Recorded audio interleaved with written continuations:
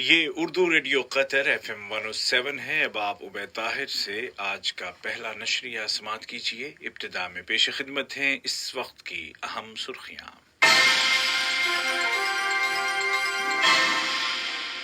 صاحب سمو امیر شیخ تمیم بن حمد آل ثانی نے لبنان کے صدر کو ان کے ملک کے یوم آزادی کے موقع پر مبارکباد کا برقی پیغام ارسال کیا۔ صاحب سمو امیر کی جانب سے آئندہ سال شورا کونسل کے الیکشن کے اعلان کا عالمی سطح پر خیر مقدم کیا جا رہا ہے۔ کورونا وائرس کے پھیلاؤ کو روکنے میں وزارت صحت کی کامیابیاں جاری ہیں۔ ملک میں اس بیماری سے ریکور ہونے والوں کی تعداد 1,34,000 سے زیادہ ہو گئی ہے۔ اور امریکی صدر ٹرمپ پر شکست تسلیم کرنے کے لیے دباؤ بڑھتا جا رہا ہے، جبکہ ڈیموکریٹس کا کہنا ہے کہ مشکلات کے باوجود اقتدار کی منتقلی جاری ہے۔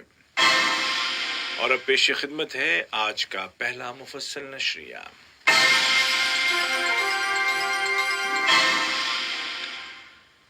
بسم اللہ الرحمن الرحیم۔ صاحب سمو امیر شیخ تمیم بن حمد آل ثانی نے لبنان کے صدر جناب میشیل عون کو ان کے ملک کے یوم آزادی کے موقع پر مبارکباد کا برقی پیغام ارسال کیا۔ نائب امیر شیخ عبداللہ بن حمد آل ثانی نے بھی اسی مناسبت سے لبنانی صدر کو تہنیتی پیغام روانہ کیا۔ وزیر اعظم و وزیر داخلہ شیخ خالد بن خلیفہ بن عبدالعزیز آل ثانی نے لبنان کے نامزد وزیر اعظم جناب سعد الحریری کو ان کے ملک کے یوم آزادی کے موقع پر مبارکباد کا برقی تار روانہ کیا۔ ریاست قطر نے خلیجی تعاون کونسل میں زرعی تعاون کی کمیٹی کے 30ویں وزارتی اجلاس میں شرکت کی۔ وزیر بلدیات و ماحولیات انجینئر عبداللہ بن عبدالعزیز بن ترکی السبیعی نے اجلاس میں قطر کی نمائندگی کی، جس کے دوران زراعت، لائیو اسٹاک اور فشریز کے شعبوں میں مشترکہ خلیجی عمل پر غور کیا گیا۔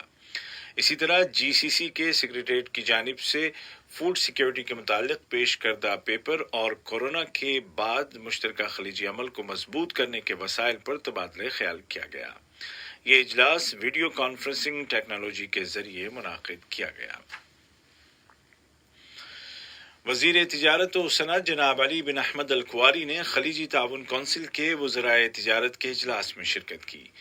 ویڈیو کانفرنسنگ ٹیکنالوجی کے ذریعے بلائے گئے اس اجلاس میں خلیجی ملکوں کے درمیان آزاد تجارت اور GCC اور دیگر انٹرنیشنل گروپس کے درمیان آزاد تجارت کے متعلق معاہدوں کے تصور پر تبادلہ خیال کیا گیا۔ صاحب سمو امیر شیخ تمیم بن حمد آل ثانی کی جانب سے آئندہ سال اکتوبر کے مہینے میں شورا کونسل کے انتخابات کرانے کے اعلان کا ابھی تک عالمی سطح پر خیر مقدم کیا جا رہا ہے۔ جمہوریہ صومالیہ کی وزارت برائے خارجہ امور اور بین الاقوامی تعاون نے اس فیصلے کو ایک اہم قدم سے تعبیر کیا۔ اسی طرح فلپائن نے بھی مذکورہ اعلان کا ویلکم کرتے ہوئے ایک بیان میں کہا ہے کہ یہ بڑا قدم صاحب سمو امیر کی ان کوششوں کا حصہ ہے جو وہ قطر کے قومی ویژن 2030 کی حصولیابی کے لیے کر رہے ہیں۔ فلپائن کی وزارت خارجہ نے اپنے بیان میں مشترکہ اقدار اور مقاصد کے حصول کے لیے قطر کے ساتھ مل کر کام کرنے کی امید ظاہر کی ہے۔ قطر لیبر مارکیٹ کے تمام فریقوں کے حقوق کے تحفظ کو یقینی بنانا چاہتا ہے اور اس مقصد کے تحت اس نے ایک جامع میکانزم تیار کیا ہے جس میں ملازمین اور مالکان دونوں کے حقوق یکساں طور پر محفوظ رہیں۔ قطر چیمبر اور وزارت برائے انتظامی ترقی، لیبر اور سماجی امور کے درمیان ایک میٹنگ ہوئی ہے، جس کے دوران لیبر لا میں متعارف کرائی گئی نئی تبدیلیوں کے حوالے سے مالکان کے تحفظات اور شکایات پر تبادلہ خیال کیا گیا۔ قطر میں کورونا وائرس کے پھیلاؤ کو کنٹرول کرنے کے لیے ہیلتھ سیکٹر کی کوششیں کامیاب ثابت ہو رہی ہیں اور اس وبا سے ریکور ہونے والوں کی تعداد بڑھ کر 1,34,282 ہو گئی ہے۔ گزشتہ 24 گھنٹوں میں 167 نئے کیس درج کیے گئے، جبکہ مزید 182 کنفرمڈ پیشنٹس صحت یاب ہو گئے ہیں۔ دریں اثنا وزارت صحت world antibiotics awareness week کو دنیا کے ساتھ مل کر منا رہی ہے۔ یہ ہفتہ 18 نومبر سے 24 نومبر کے دوران منایا جاتا ہے۔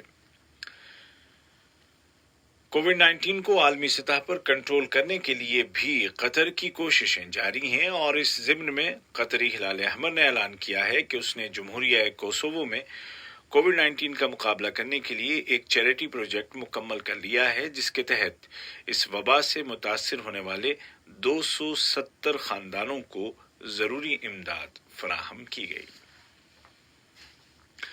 دوسری جانب پوری دنیا میں کووڈ 19 سے متاثر ہونے والوں کی تعداد 58 ملین سے زیادہ ہو گئی ہے۔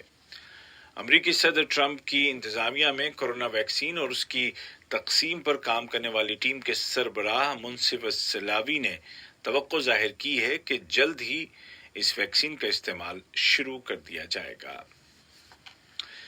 یہ خبریں آپ اردو ریڈیو قطر FM 107 سے سن رہے ہیں۔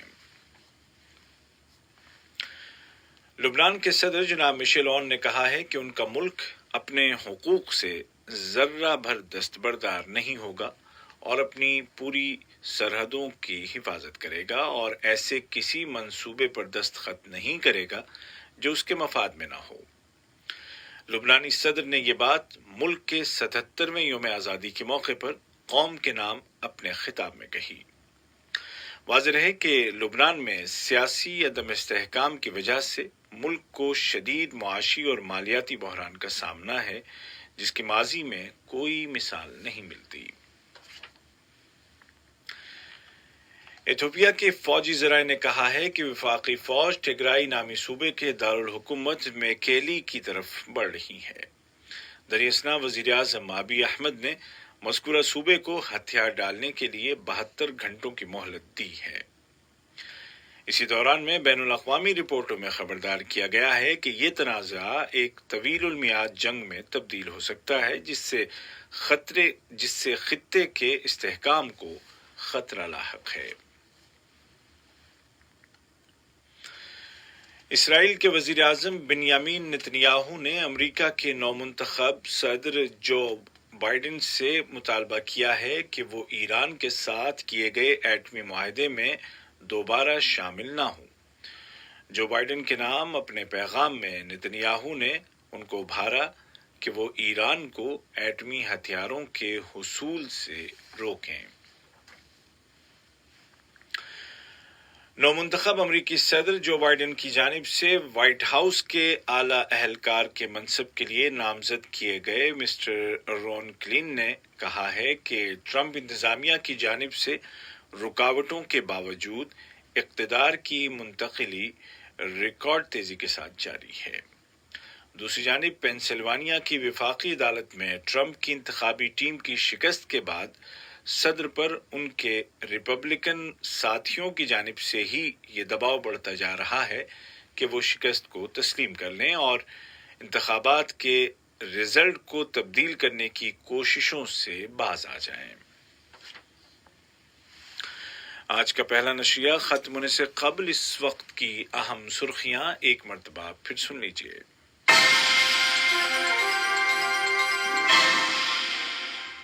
صاحب سمو امیر شیخ تمیم بن حمد آل ثانی نے لبنان کے صدر کو ان کے ملک کے یوم آزادی کے موقع پر مبارکباد کا برقی پیغام ارسال کیا۔ صاحب سمو امیر کی جانب سے آئندہ سال شورا کونسل کے الیکشن کے اعلان کا عالمی سطح پر خیر مقدم کیا جا رہا ہے۔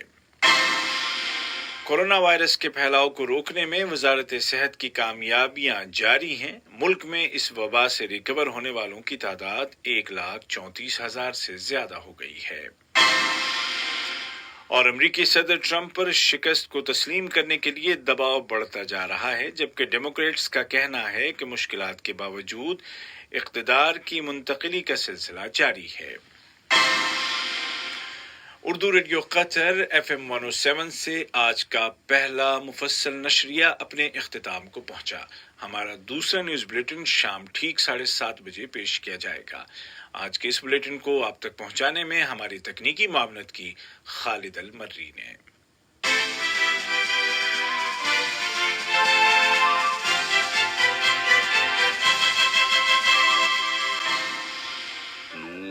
على